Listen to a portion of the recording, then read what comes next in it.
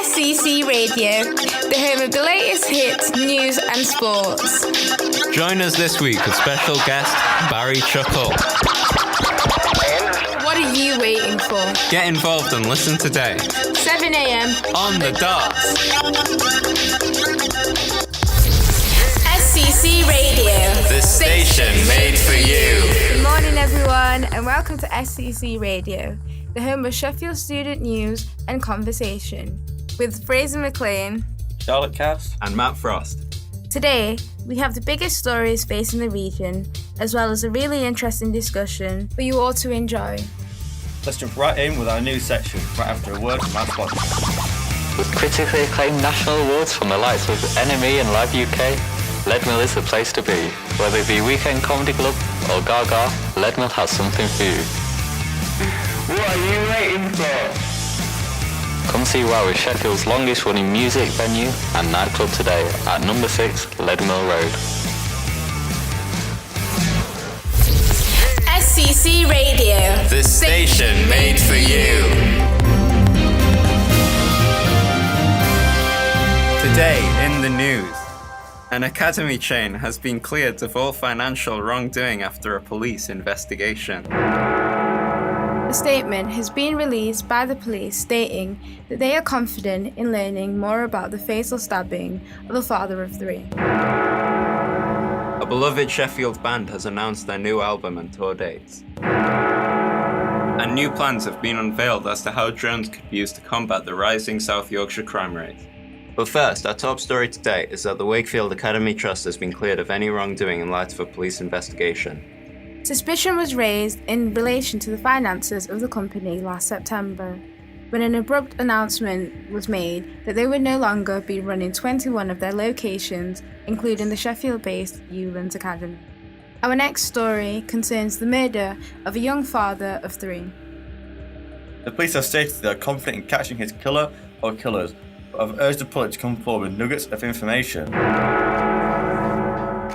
Next, it has been revealed that South Yorkshire Police are looking into plans which will see drones used to combat the rising crime in the Sheffield area. The drones are going to take to the skies at night, scanning the ground for any suspicious activity. This is a trial of a planned national use of the technology. And today's final story, the Arctic Monkeys have announced their 2018 tour and a new studio album titled Tranquility Base Hotel and Casino. The band will be touring the nation and playing 2 dates in Sheffield on the 18th and 19th of September at the Fly DSA Arena. This week we saw Daniel Ricciardo win the Chinese Grand Prix after Max Verstappen and Sebastian Vettel collided with each other, and Lewis Hamilton called his performance a disaster.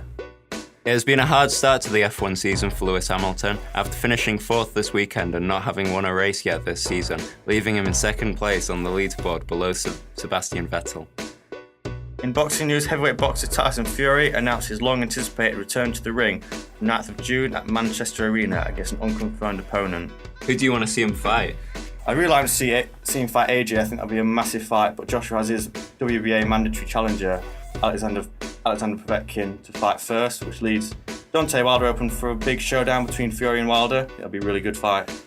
At the Commonwealth Games in Australia, the England team win the gold in women's netball, beating the Australian favourites 52-51. It's my dream come true, says the head coach Neville. Manchester City won the Premier League title on Sunday after Manchester United lost a shock 1-0 defeat to West Brom.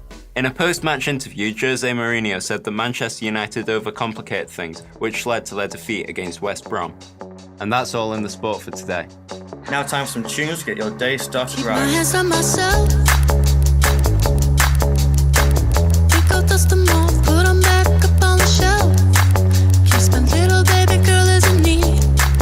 Am I coming out of left field? Morning guys, I hope everyone's having a good day so far. You already know what time it is, it's time for our weekly discussion.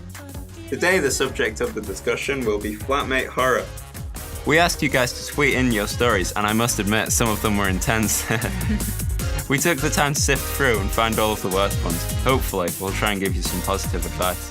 Okay, so the first story is about two rival flatmates who took it so far that a tree ended up in the opposition's flat.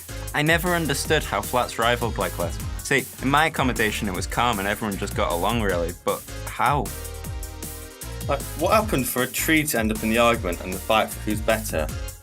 Basically, it says here that both flats were filled with sports students, and the rugby team and the football team were constantly at each other's necks for which team's better. It started off fun because they were always hosting iconic parties such as the Takedown, super dramatic and filled with testosterone. But one day, the footy lads wanted to show their strength. They all came together and put a tree to the Ruby House's kitchen window. Oh wow, that's quite something. I mean, I can understand why the footballers wanted to showcase their strength, but this is definitely a step too far. Solutions. Well, first of all, don't put a tree through someone's window. Yeah, I don't think I have much to say. Maybe keep the rivalry to the field. Going back to what I was saying earlier, my flat didn't have tension, but in the beginning, I remember there being one occasion where there was almost a fight because one girl accidentally set the kitchen on fire. Did that girl happen to be you? No. What happened was, this girl had set up her toaster, but she'd put the instructions in the crumb tray. She thought it was story. So fast forward, someone goes to use her toaster and a fire starts. The really important thing though, how was the toaster? If you've just tuned in, we're talking about flatmate horror stories. Tweet us at Sheffield Campus Radio to get involved. We've got more coming after the break. And if you feel like you've got an interesting discussion that we should talk about, email us at scc.org.uk. Now you only get it in your night dress. Discarded all the naughty nights for niceness. Landed in a very common crisis. Everything's in order in a black hole. Nothing seems to pity is the past though. A bloody memory's like an answer. We asked you to vote on a topic, and roommate horror stories by far won. Our Twitter has been going mad for the last couple of days with the story submissions. We talked about toasters that divided the flat, rugby versus football, and I think the worst submission we've had by far is the mouldy kitchen. Now this story is quite something. Okay, so it says here, I've had problems with my flatmates since I joined my uni, and I'm in third year. But when I was in my first, I lived in halls just like everybody else. There's one girl, she'd always leave her pots and plates all over. This doesn't sound too bad, but one day I was cooking and I saw her grab a pot that had been used for some spaghetti or something ages ago. She'd left it there for so long that there was mould in the pot. It's kind of disgusting. And I watched her empty the pot, but she didn't wash it at all. She just left the mouldy floating in the sink. That was strike one. I went to her room one day to borrow something, and literally every plate bowl had some form of moulding food in it, and she always complained that she was getting sick. As a good Samaritan, I decided to mention to her that it's not helping her health that she's got all mouldy plates everywhere, to be honest. And they got into an argument and she reported me for bullying. I had to go through so much to prove that I wasn't, and this is when I realised that some people just don't want help. Wow, that is quite a story. So did you have to speak to the head of the building or something? Because I know usually they just give you a warning. Yeah, so usually they just give you a warning and they keep an eye out on you, but because bullying was on the rise, they obviously had to deal with it in the harshest way possible. And she said that while she was going through all this and dealing with the stress from exams, she spoke to the girl one-on-one, and the girl just found the whole situation funny, and that's when she realised that not everyone's nice. That really is the mature thing to do, because it would have been instinct for a lot of people to get really riled up and argue, which I suppose is a normal reaction to someone lying about you. Exactly. Make sure you guys get involved on Twitter and continue to tweet us at SCC Radio. I mean, honestly, I would not know what to do if I was in that situation, especially me, because I get so stressed out when exams and that added pressure. Oh my gosh, what would you guys do? I would have just tried to move out, trying to find a different flatmate who didn't leave my pots everywhere. Yeah, it's a good point. Or maybe just wash the pots yourself, swallow your pride a bit. Yeah, but it's sort of that idea that, you're a grown woman. Wash your own pots, you big scrub. And on that subject, we've had a special song request. No Scrubs by TLC. A scrub is a guy that thinks he's fine, is also known as a buster. Always talking about what he wants and just sits